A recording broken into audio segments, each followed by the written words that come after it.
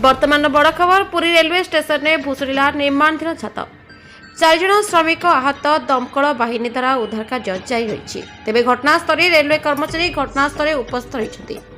उद्धार कार्य JCB machine नियोजित कर 6 जन श्रमिक साइट्रे कार्यरत थे। तेज आम पुणी थे कही रखुचु पुरी रेलवे स्टेशन में भुशुड़िला निर्माणाधीन छात 4 जन श्रमिक आहत दमकल बाहिनी द्वारा उद्धार कार्य जारी रही। घटनास्थल रेलवे कर्मचारी उपस्थित रही। उद्धार कार्य जेसीबी मेसीन नियोजित कर 6 जन श्रमिक साइट्रे कार्यरत थे। 3 जन श्रमिक को उद्धार कर। Bureau report the Republic Odisha 24 news.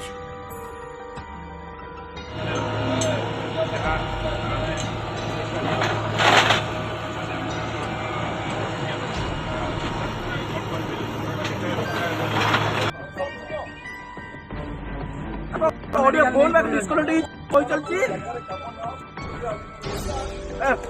पहले पहले हेलो